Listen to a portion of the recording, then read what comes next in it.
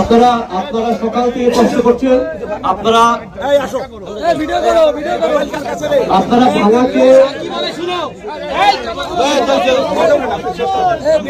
ভাঙাকে একত্রিত করার জন্য সকাল থেকে আন্দোলন করছেন। আপনাদের আন্দোলনকে আন্দোলনের প্রতি আমাদের সহমর্মিতা আছে।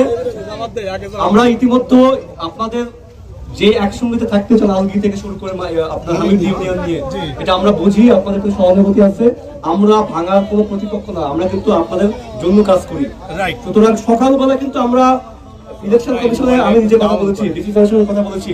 এই জিনিসটা আপনারা যে দাবিটা জানিয়েছেন এটা যথাযথ কর্তৃপক্ষের কাছে জানানো হয়েছে এবং এটা সমাধান হবে আশা করি। আপনারা ইতিমধ্যে পুকুরিয়া থেকে শুরু করে পুকুরিয়া, মনসুরাবাদ বিভিন্ন স্পটে তারা এই সময় নিয়েছে, সোমবার পর্যন্ত সময় নিয়েছে। আপনারা আপনাদের প্রতি অনুরোধ করি অনেক মানুষ কষ্টে আছে, এই কষ্টটা বুঝে আপাতত আপনারা এই প্রোগ্রামটা স্থগিত করেন। আপনাদের এই বিষয়টা জানানো হয়েছে।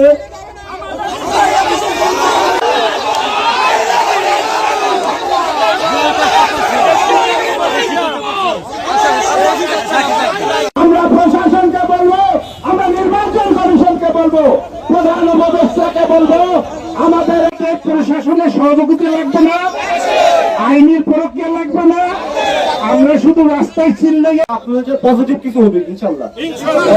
আপনারা একটু কষ্ট করে গান চলানো স্বাভাবিক করে দেন। অনেক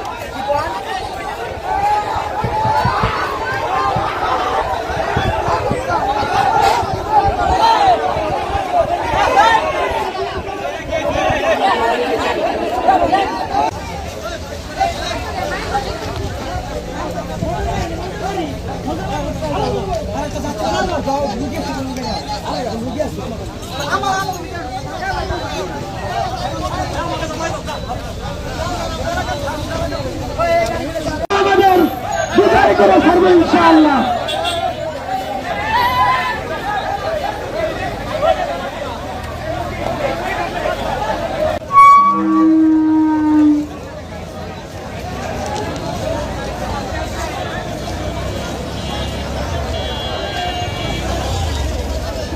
কোনো গাড়ি চলবে না, কিন্তু কোনো গাড়ি চলবে না, কোন অটো, কোন গাড়ি, কোন হোন্ডা চলবে না।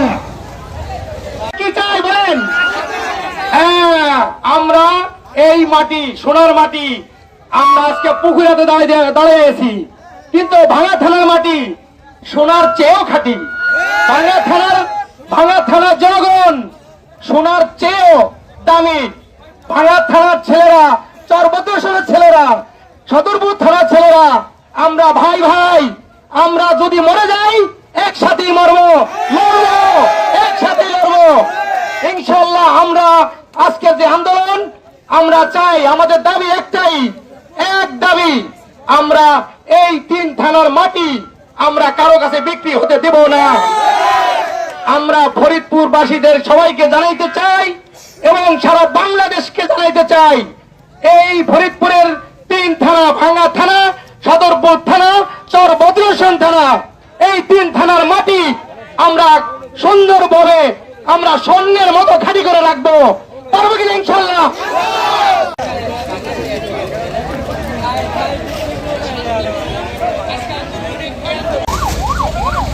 এই শটটা ধরেন, যে অ্যাম্বুলেন্সকেও তারা ছেড়ে দিচ্ছে।